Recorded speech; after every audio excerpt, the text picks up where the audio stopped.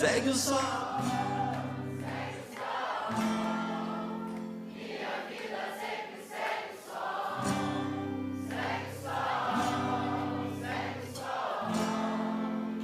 Minha vida sempre segue.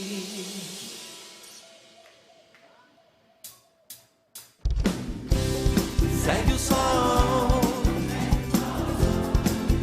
Minha vida sempre segue o sol. Segue o sol.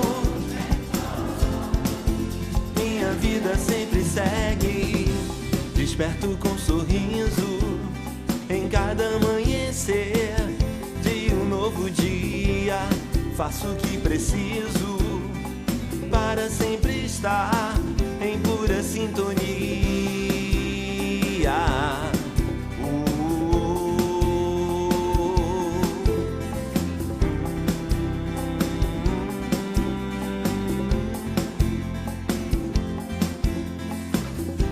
Há dias em que o mundo parece te mostrar que tudo é tão difícil. Por mais que você lute, tem sempre que enfrentar a tantos desafios. Mas foi Jesus quem me ensinou. Diz aí então.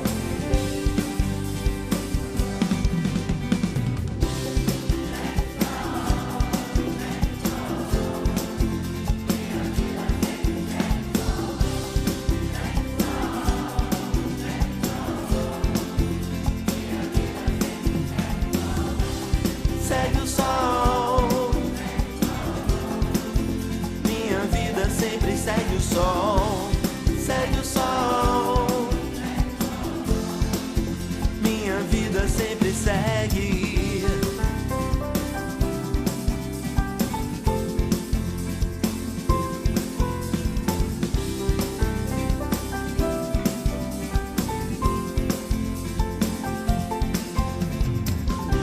Há dias em que o mundo parece te mostrar que tudo é tão difícil. Por mais que você lute, tem sempre que enfrentar a tantos desafios. Mas foi Jesus quem me ensinou. Diz aí então.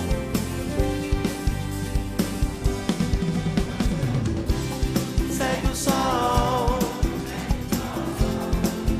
Minha vida sempre segue o sol. Segue o sol. Minha vida sempre segue. Segue o sol. Segue o sol. Minha vida sempre segue o sol. Segue o sol. Segue o sol. Minha vida sempre segue. Mas foi Jesus quem me ensinou.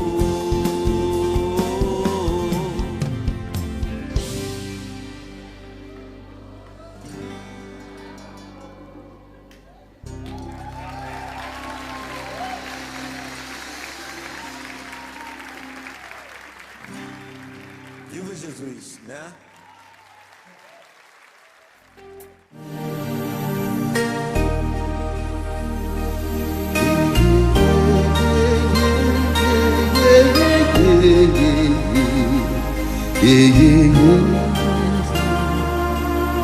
Aqui, nesta casa eu me encontrei. Entrei e aqui dentro vi saída. Sim, foi nessa casa de amor que as benesses do labor cicatrizaram minhas feridas. Depois de muitos e muitos passes, estudo e a água da paciência, religar e religuei, filosofiquei, tomei ciência. Aqui, nesta casa de oração, orei, pratiquei o evangelho. Sim, foi nesse pouso espiritual que eu conheci a vida real. Rompi de vez com um homem velho. Depois de muitas e muitas preces, palestras e aulas, religar e religuei. A casa quando é santa é posto de emergência, hospital de alma, dissipando dores, transcendentes traumas, frente de serviços que a todos levanta, pronto atendimento de Deus, oh Santa Casa Santa. Eu fiz amigos do peito, pessoas com quem posso contar, atendimento fraterno, culto do Evangelho no lar. Sim, nessa oficina de Jesus, chorei cantando quanta luz, com as vibrações desse lugar. Depois de muitas e muitas quedas, me fortalecendo na fé, religar e reerguer.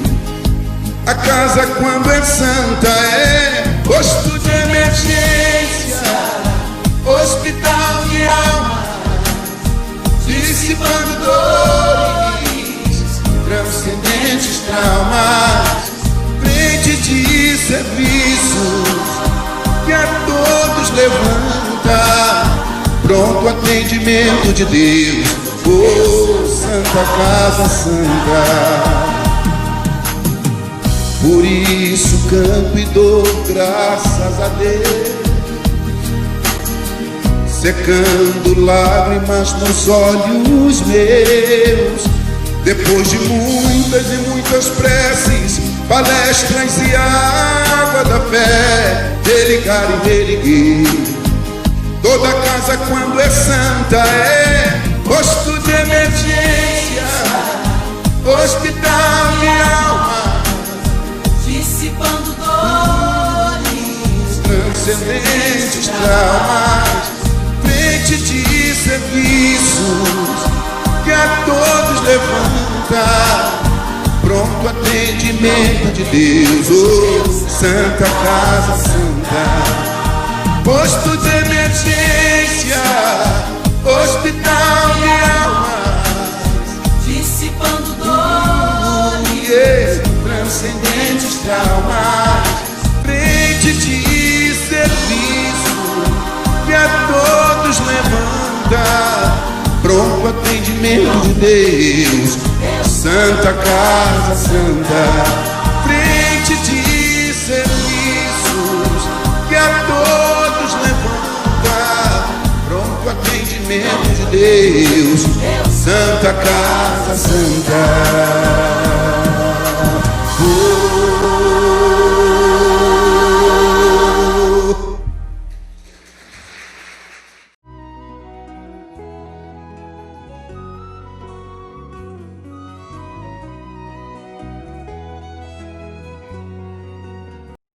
Alô, boa noite para todos. É com imenso carinho que nós estamos aqui, vindo contribuir com a reunião de sexta-feira, reunião agora virtual, e que muitos dos nossos colaboradores têm trazido aí alguns estudos interessantes até para a gente manter, né, nossa reunião de sexta-feira, independente aí da pandemia, do isolamento.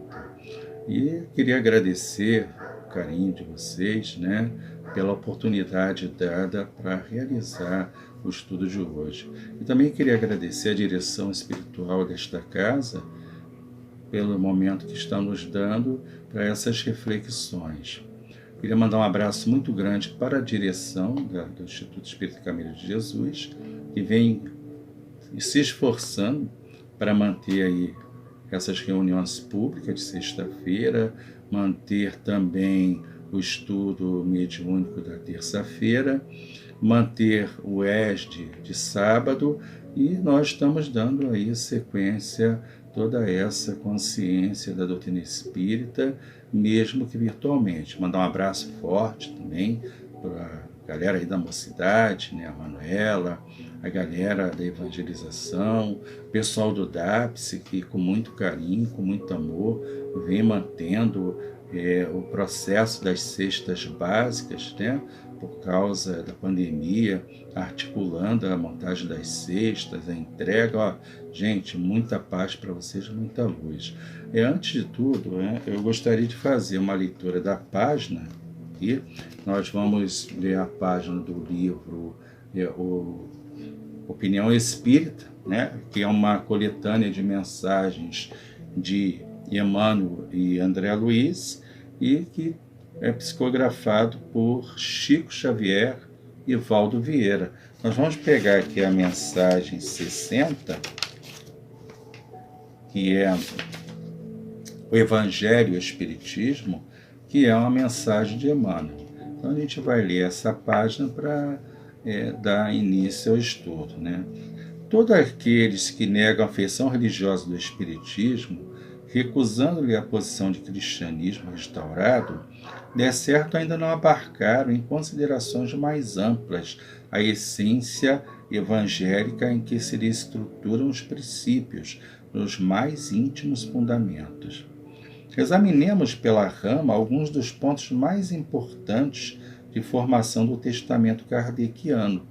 O Livro dos Espíritos, que se popularizou com 1018, aqui está no livro, mas a gente vê 1019, questões sabiamente explanadas, não obstante os primores filosóficos de que se compõe. É um código de responsabilidade moral iniciado com 2 proposições acerca de Deus e do infinito, e rematado com outras 2 que se reportam ao reino de Cristo nos corações e ao reinado do bem no caminho dos homens. O Livro dos Médiuns, volume de metodologia para o intercâmbio entre encarnados e desencarnados, apresenta de entrada valiosa argumentação alusiva à existência do mundo espiritual e reúne no encerramento diversas comunicações de individualidades desencarnadas, ao mesmo tempo que nos convida ao exame sério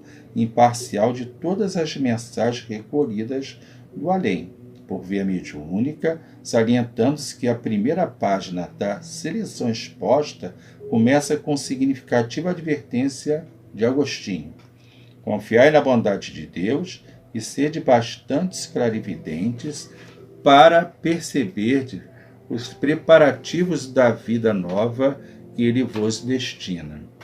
O Evangelho segundo o Espiritismo abre as próprias elucidações com judiciosos apontamentos em torno de Moisés e da lei antiga, compendiando em seguida os ensinos de Jesus em todo o texto para concluir alinhando comovedores poemas de exaltação à prece. O céu e o inferno, tomo de cogitações francamente religiosas, segundo a definição do título, começa analisando o porvir humano do ponto de vista espiritual e termina com o ditado de José, o cego, espírito de evolução mediana, que encarece a necessidade do sofrimento no serviço expiatório da consciência culpada e destaca a excelência da reencarnação na justiça divina.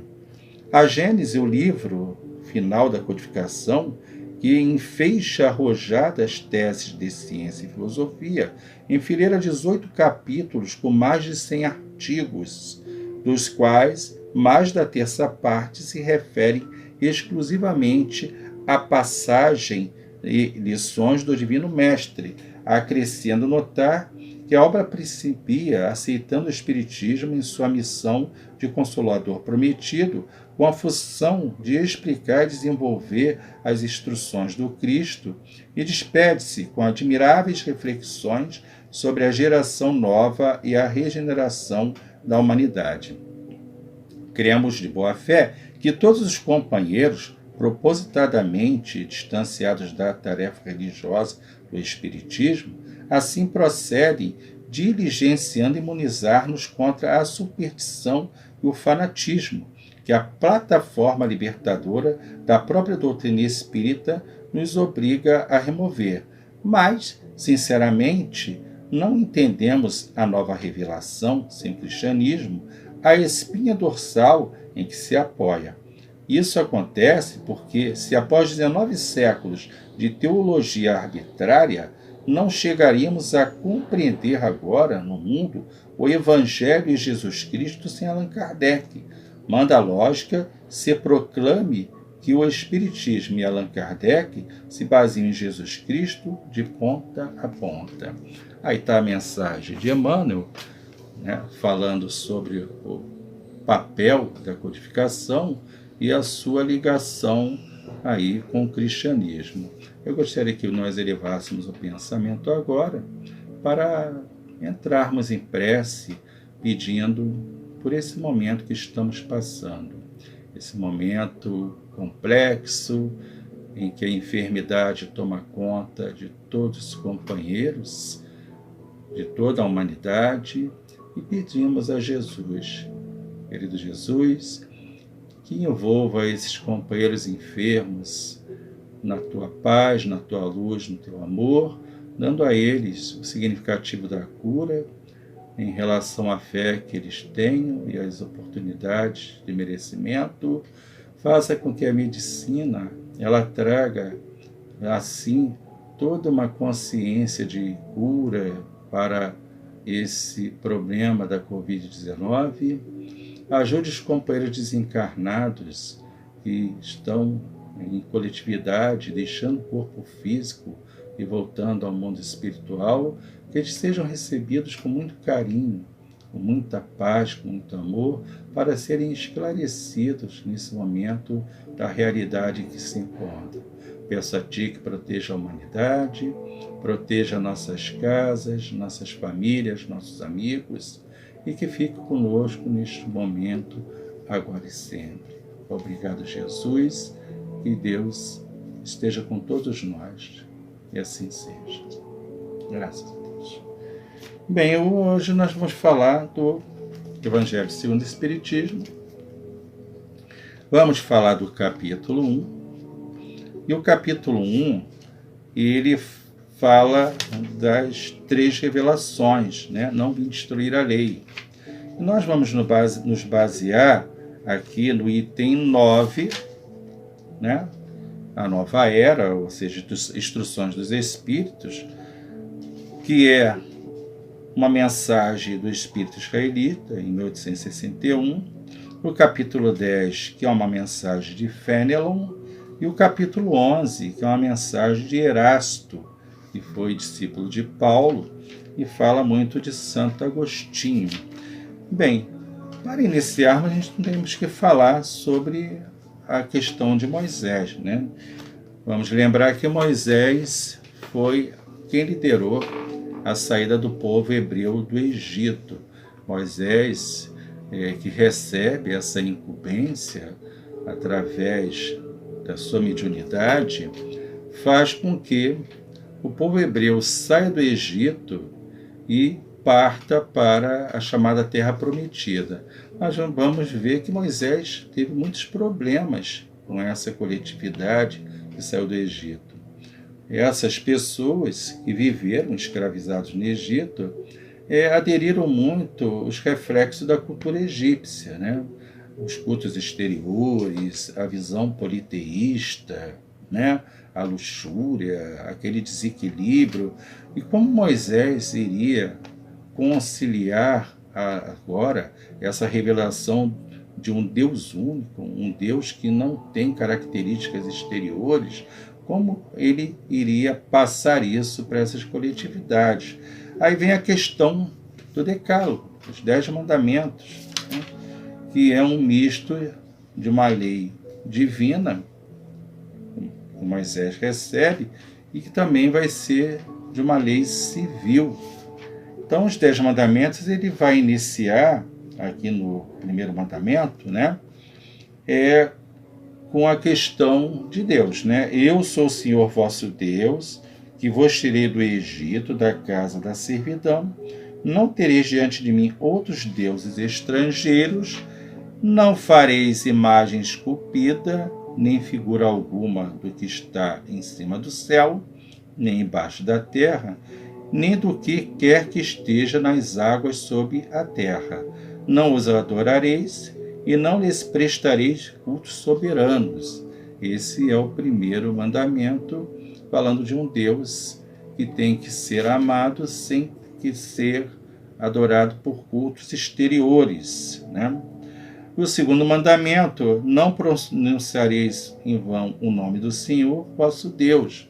Ou seja, ligar o nome de Deus a futilidades, a imoralidades, a questões inferiores.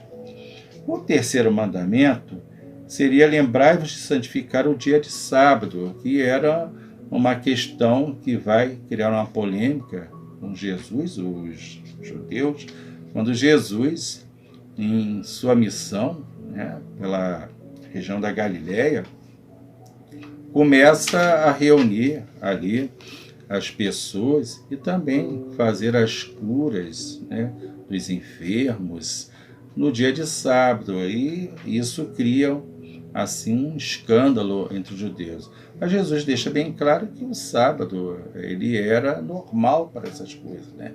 E o homem não poderia criar essa coisa dos dogmas em relação ao sábado, e que a necessidade do sábado era de trabalhar, era de fazer o bem, né?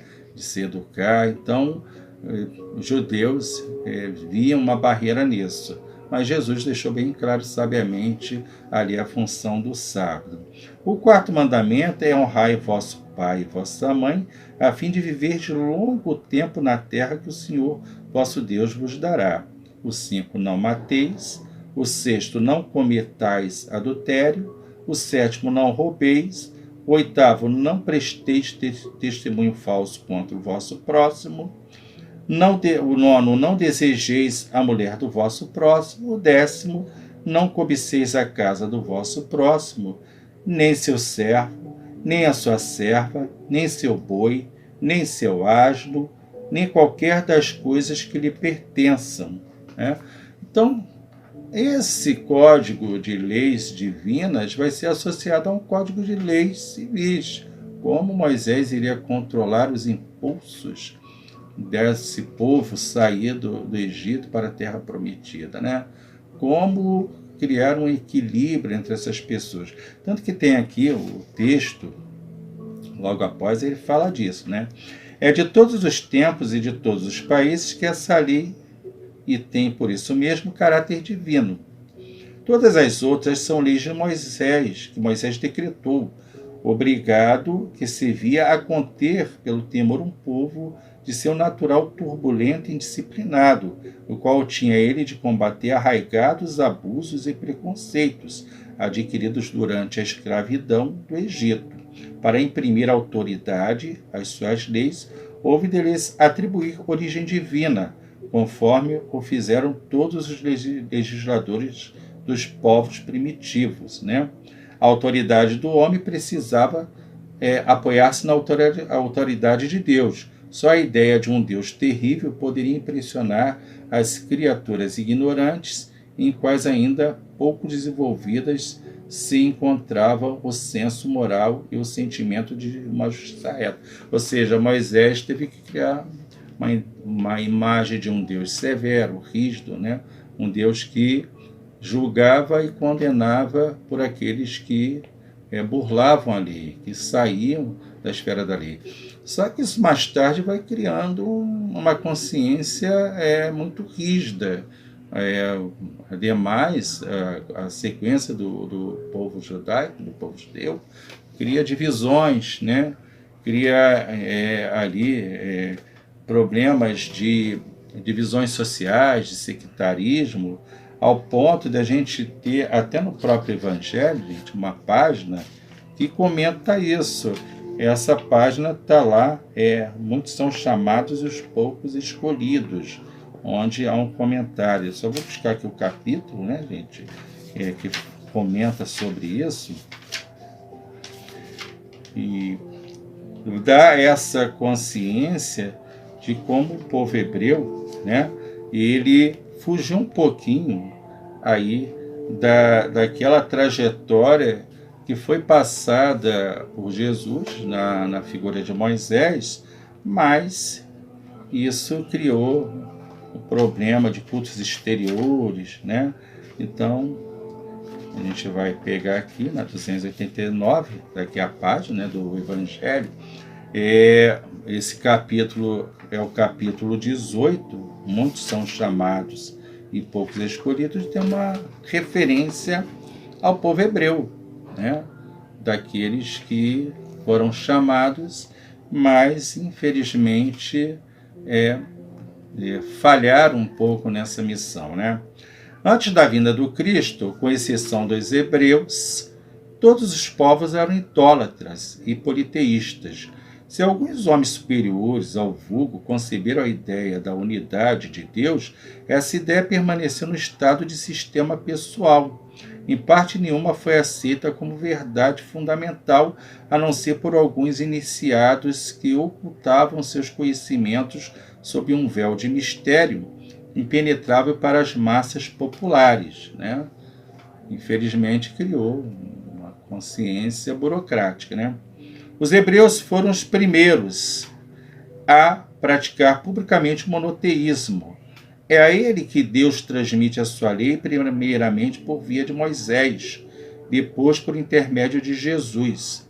Foi aquele pequenino foco que partiu a luz destinada a espargir-se pelo mundo inteiro, a triunfar do paganismo e a dar a Abraão uma posteridade espiritual tão numerosa quanto as estrelas do firmamento. Entretanto, abandonando de toda a idolatria, os judeus desprezaram a lei moral para se aferrarem ao mais fácil a prática do culto exterior. Ao chegar ao cúmulo, a nação, além de escravizada, era esfacelada pelas facções e dividida pelas seitas. A incredulidade atingira mesmo o santuário. Foi então que apareceu Jesus, enviado para os chamar à observância da lei e para lhes rasgar os horizontes novos da vida futura.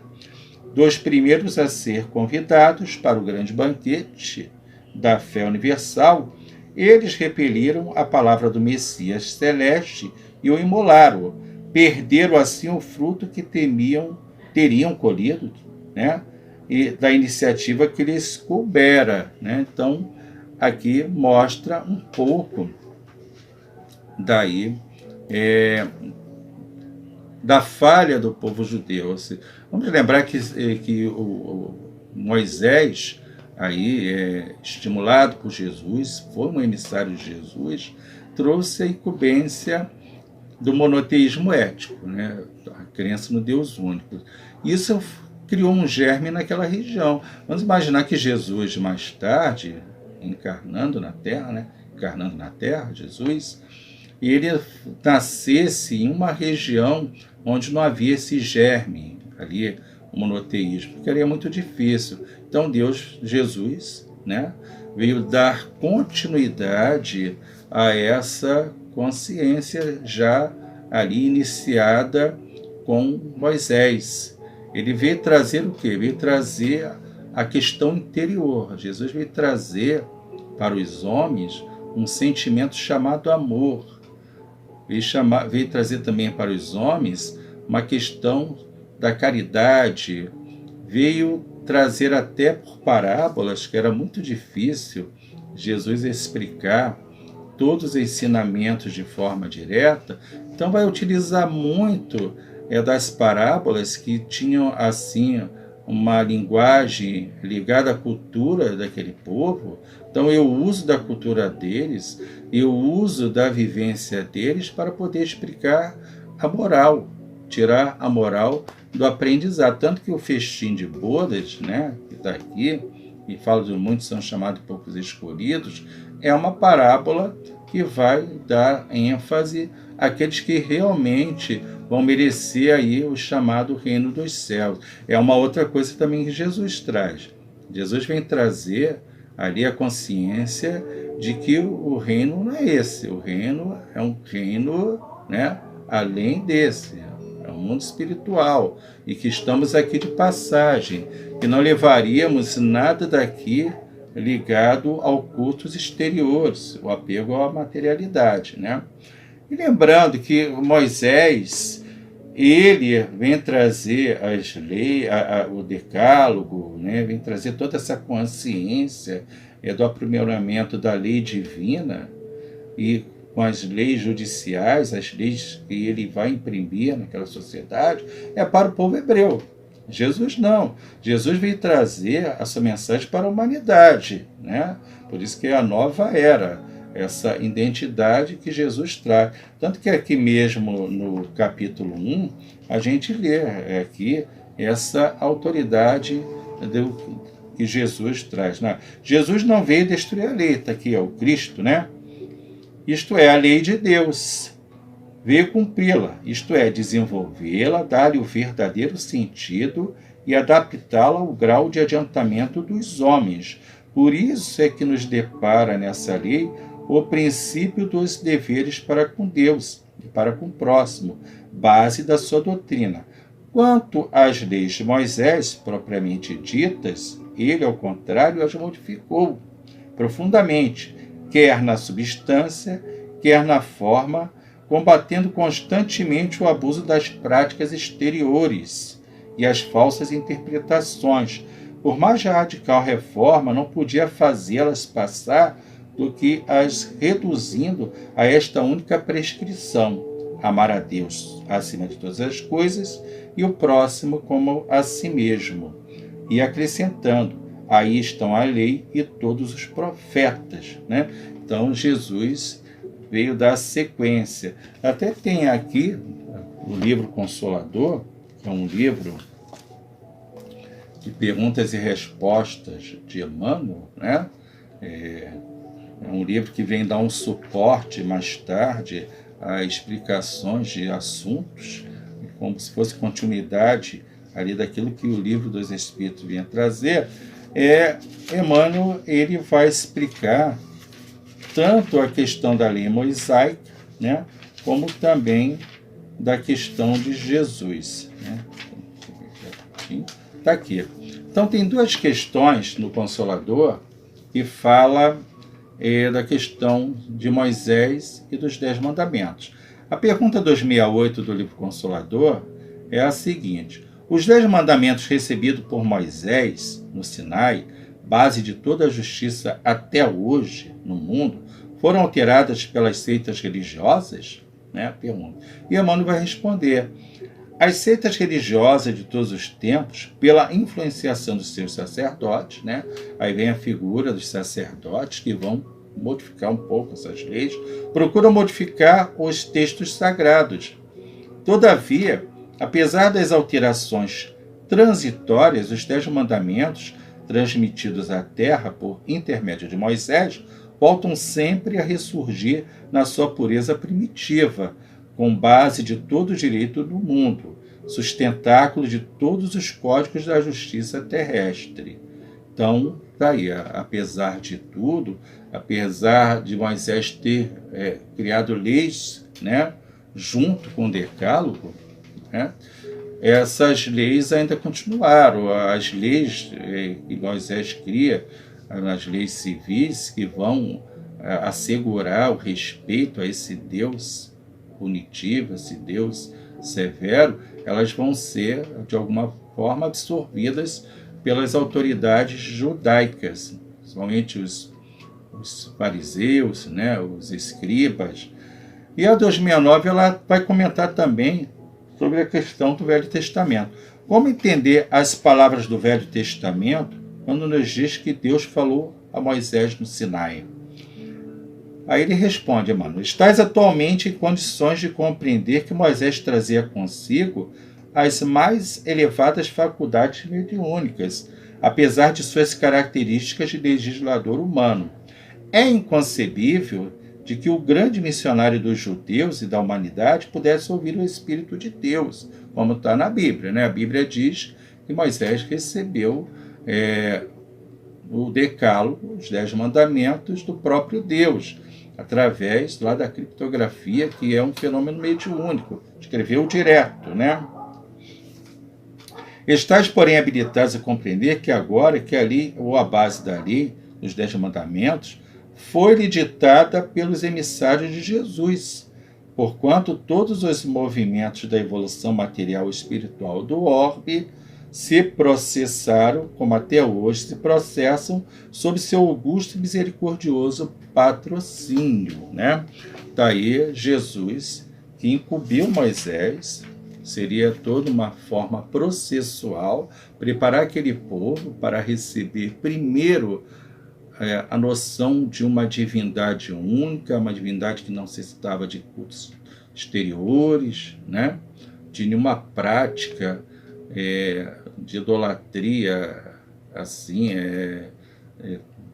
ou seja, de tanto rompante, ligados até a processos de inferioridade, não. E Jesus vem mais tarde dar consequência à lei, né? E a gente continuando aqui no próprio Consolador, existem duas questões que Emmanuel vai explicar sobre a questão do Evangelho de Jesus, né? Na 282 do livro Consolador, existe uma questão que vai referenciar aí o papel do Evangelho. Se devemos considerar o Velho Testamento como a pedra angular da revelação divina, qual é a posição do Evangelho de Jesus na educação religiosa dos homens, né? E Emmanuel responde: o Velho Testamento é o alicerce da revelação divina.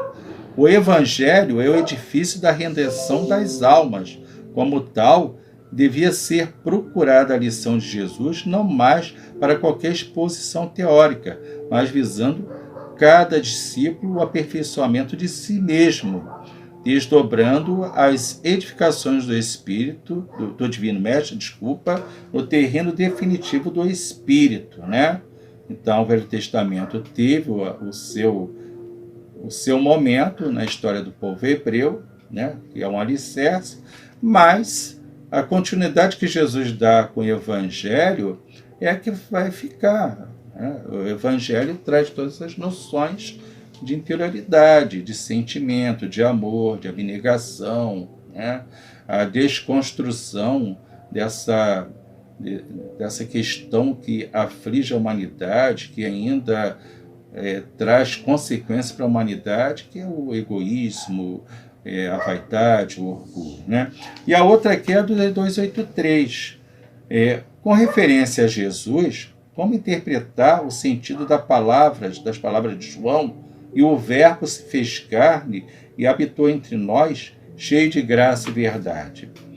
Aí Emmanuel responde: antes de tudo, precisamos compreender que Jesus não foi um filósofo e nem poderá ser classificado entre os valores propriamente humanos, tendo-se em conta os valores divinos de sua hierarquia espiritual, na direção das coletividades terrícolas, né? Enviado de Deus, ele foi representação do Pai junto do rebanho de filhos transviados do seu amor e da sua sabedoria, cuja tutela lhe foi confiada nas ordenações sagradas da vida no infinito. Diretor angélico do orbe, seu coração não desdenhou a permanência direta entre os tutelados míseros e os ignorantes, dando ensejo às palavras do apóstolo acima referidas, né? Então, Jesus traz também a esperança, traz toda aquela consciência de que, além desse mundo terreno, havia um mundo onde a felicidade era plena, onde havia a construção, né, da esperança, um Deus justo, um Deus amoroso. Então Jesus deixa esse sentido que a doutrina espírita vai reavivar, né, esse cristianismo primitivo depois com a codificação kardeciana. Antes de falar do espiritismo, a gente vai falar um pouco de Santo Agostinho, né? Santo Agostinho, aqui no item 11, quando Erasto fala de Santo Agostinho, né? Ele fala aqui na Instrução dos Espíritos, Erasto fala que Santo Agostinho foi um dos maiores vulgarizadores, ou seja, divulgadores, né, do Espiritismo, manifesta-se quase por toda parte, né? Então, vem dizer desse apóstolo do cristianismo e também apóstolo do espiritismo. Então, nós temos dados biográficos aqui de Santo Agostinho. Santo Agostinho, que nasceu na cidade de Tagaste, né? Na África, no norte da África, e eu gosto muito de referenciar isso, né? Olha, Santo Agostinho nasceu na África, no norte da África, hoje atual Argélia, né? As pessoas gostam muito de trazer todas essas questões ali para o Ocidente europeu, né? Para tentar dar ênfase ao Ocidente europeu. Não, Santo Agostinho era africano, tá, gente? Quando o Império Romano estava sendo destruído pelas invasões bárbaras, né? Seu pai Patrício era pagão, sua mãe Mônica posteriormente vai ser Santa Mônica, uma mulher de fé, muita fé, de bons sentimentos, né? Era cristã. E Santo Agostinho, aos 16 anos, foi estudar direito em Catargo, que era aquela região ali dos domínios romanos. Santo Agostinho ele nasce em 354, século IV depois de Cristo, e desencarna em 430. Algumas biografias falam 428, né? Desculpa, né? 430, o dia que tem ali uma confusão. É um momento em que o Império Romano vai sofrer essa fragmentação. O Império Romano está, que a gente chama em baixa, né? Não está no auge, ele está em baixa. Tanto que o Agostinho vai para Catargo, e ali ele começa, né, a se dedicar à filosofia, muito assim, curioso, e também tinha uma oratória muito interessante, e ele queria dar ênfase a essa oratória, né? Trabalhar mais essa oratória.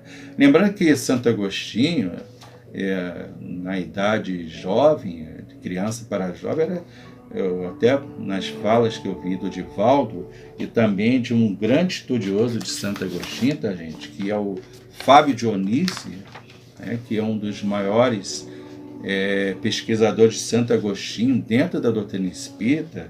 Ele é engenheiro químico e tem 2 livros comentando sobre Santo Agostinho. Ele, nas suas pesquisas, diz que Santo Agostinho não era tão assim estudioso, não, né? Fugia das aulas, teve aulas, a sua família tinha condições de colocá-lo em aulas particulares, mas fugia muito. Mas a sua agucidade e também assim o seu objetivo de ser orador levou a buscar mais esses aspectos filosóficos, né? Ele começou também a ler livros, a leitura de Hortêncio e Cícero. Vai se converter ao maniqueísmo, que era uma doutrina que dividia ali o mundo entre o bem e o mal, não é isso? Fica muito tempo sendo convertido ao maniqueísmo, mas em 383 de Roma foi para Milão, onde se viu tomado pelo carisma do bispo cristão Ambrósio, né? Tanto que Divaldo diz na sua palestra sobre Santo Agostinho que Ambrósio foi o cara que mudou a maneira de pensar de Santo Agostinho. Santo Agostinho vai começar a ter, né, aquela concretude do cristianismo. Ele tinha muitas dúvidas, né, em relação até o Evangelho, né, o significado do Evangelho, e com Ambrósio ele vai começar a se converter, tanto que a sua mãe orara sempre para que ele se convertesse ao cristianismo, né? As orações da mãe foi atendida, e Santo Agostinho vai ser mais tarde o apóstolo do cristianismo, né? Se viu tomado pelo carisma do bispo, né, Ambrósio. Por algum tempo atraiu-se pelo neoplatonismo, mas depois de longa e dolorosa luta tornou-se cristão em 386, recebendo o batismo de Ambrósio na Páscoa de 387. Sua intenção era levar uma vida monástica, mas em 391 foi ordenado contra sua vontade a bispo de Hipona, hoje Annaba, na Argélia. Foi bispo durante 30 anos, tempo em que escreveu copiosamente, combateu heresias e viveu em comunidade com outros cristãos. Aos 76 anos, ele desencarna em Hipona durante o cerco da cidade por vândalos. Santo Agostinho vive nesse momento de uma Roma fragmentada, vai surgir as invasões dos povos bárbaros, e muito dessa literatura de filosofia, né, documentos, textos, se perdem com essas invasões. Mas Santo Agostinho continua, tanto que a gente vai ver aqui como é que é a origem do pensamento de Santo Agostinho. Santo Agostinho usou a filosofia a serviço da teologia, adotando as ideias platônicas. Ele começa a seguir também ali a Platão, né? A filosofia da consciência do racionalismo, né? E as neoplatônicas, e as moldando de acordo com a sua visão de mundo. Da mesma forma que Platão acreditava que a alma habitava um corpo, dizia: o homem é uma alma racional habitando um corpo mortal, né? A fala dele. Em relação ao platonismo, o posicionamento de Santo Agostinho não é meramente passivo, pois o reinterpreta para conciliá-lo com os dogmas do cristianismo, convencido de que a verdade entrevista por Platão é a mesma que se manifesta plenamente na revelação cristã. Assim, apresenta uma nova versão da teoria das ideias, modificando-a em sentido cristão para explicar a criação do mundo. Deus cria as coisas a partir de moldes imutáveis e eternos, que são as ideias divinas. Essas ideias da razão não existem em um mundo à parte, como afirmava Platão, né? Mas na própria mente ou sabedoria divina, conforme o testemunho da Bíblia. Então, ele vai conciliar a razão à fé, porque antes o cristianismo se envolve muito aquelas barreiras da fé pela fé, né? O Santo Agostinho ele vai ser um dos grandes apóstolos do cristianismo que vai dar essa consciência. Tanto que seus estudos eles vão ser achados mais tarde e vão ser base fundamental para a escolástica, né? Que é uma nova forma de pensamento voltado por padres na Idade Média para fazer esse envolvimento do cristianismo. Quando a gente fala de Santo Agostinho, a gente fala que todo o seu conhecimento ele vai ser interessante para a formação também da doutrina espírita, né? As ideias de Santo Agostinho, e também ela vai ser interessante para o século XIX. Lembrando que a doutrina dos espíritos ela surge em meio a toda essa reação, né, da ciência. O século XIX é uma explosão de conhecimentos, de argumentos científicos, de novas propostas. Não poderíamos imaginar a doutrina dos espíritos, né, ela surgindo aí numa idade ainda que não houvesse esse sustentáculo da ciência, né? Numa idade medieval, ela seria completamente ali, teria umas barreiras maiores para o seu entendimento. O século XIX, não. O século XIX já traz ali todo o conhecimento do magnetismo, né? Traz os pensadores, o iluminismo, ele assevera toda essa conduta do racionalismo, as explicações racionais, né? A consciência política, a consciência social com Rousseau, e o espiritismo ele vai se fomentar ali através de Kardec. Kardec seria a figura, seria a pessoa importante, o enviado de Jesus, para dar ali estudo aos fenômenos espíritas que estavam acontecendo naquela época, né? As chamadas batidas, as mesas girantes, as cestinhas escreventes. Kardec vai criar um fundamento rigoroso para ver a causa daquele efeito. E mais tarde os espíritos eles vão trazer a Kardec, né, todo o seu processo de engenhar uma nova revelação, que é a terceira revelação, que é a doutrina dos espíritos. Essa doutrina aqui vai conciliar o mundo que Jesus prometeu, que é um mundo espiritual, que vai trazer também o cristianismo redivivo, né, a busca desse cristianismo primitivo, sem os cultos exteriores, né, toda essa feição assim angustiosa de perseguições, isso.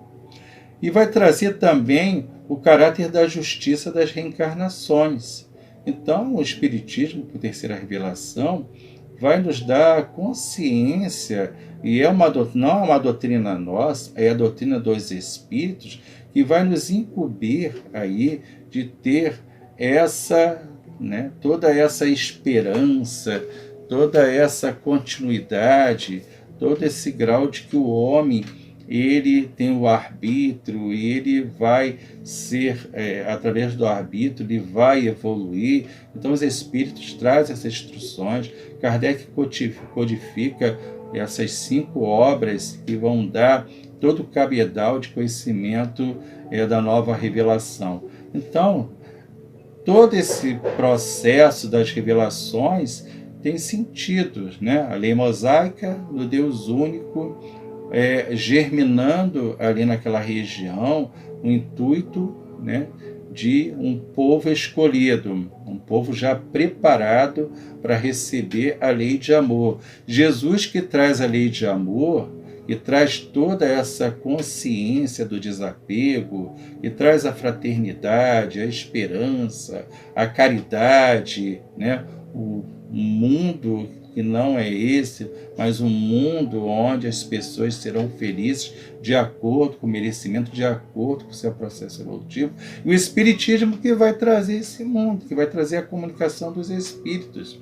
Os espíritos participando da nossa vida, trazendo mensagens, né? Ditando assim, trazendo motivação das nossas condutas, né? Trazendo esperança, de que o nada não existe, que há uma infinitude no nosso caminho aí, dentro do processo das nossas encarnações. Bem, gostaria de agradecer a vocês, né, pelo carinho nesse término. Eu gostaria até de ler aqui, né, antes de terminar, nós fizemos uma poesia aqui, aproveitando muito esse momento aí do isolamento. Nós escrevemos uma poesia até em relação à amizade. O nome da poesia é O Sopro que Vem de Longe, até fazendo um momento aí de reflexão em nome daqueles que estão passando situações de muito desconforto, de enfermidade. Eu gostaria de ler essa poesia para vocês, tá? É O Sopro que Vem de Longe. Sopra o vento que acalora, brotam nos olhos o sol que não demora. As nuvens desenham flores no azul do firmamento, os pássaros avisam o dia, rabiscam o espaço, trazendo sonho e sentimento. As cores reclamam: cadê nosso olhar? As folhas perguntam: que mãos vão nos acariciar? Olhamos de dentro de nós, o mundo em nossa volta, sentimos o abraço das lembranças, ouvimos o afago das canções, do amor que não se solta. Contamos as estrelas na noite, como se fossem sorrisos a brilhar. Nos escondemos da solidão, como a gota que enfrenta o mar. Ao longe, sentimos as batidas de muitos corações, estalos suaves das amizades que despertam auras floridas. Os braços imaginários nos entrelaçam bem forte, como o velho ancoradouro, trazendo sonhos vindouros, fechando nossas feridas. Não há sombra que resfrie o sentimento fraterno, não há tristeza que encasule as asas do eterno. Amigos são chamas que não ardem, amigos são lágrimas que correm em nossos rostos, como o rio simples e silencioso que não ocasiona o alarde. Amigos são raízes que se aprofundam em nossos corações. Amigos são abrigos de braços abertos e não concisos, de sentimentos libertos, trazendo paz em grandes proporções. Gente, muita paz, muita luz, tá? Desejo a todos aí uma boa sexta-feira, que fique com Jesus e façamos nossas orações para que possamos envolver a todos os companheiros que estão necessitados. Tudo de bom, muita paz e fique com Deus, tá? Obrigado. Oraçãozinho e um beijo para vocês.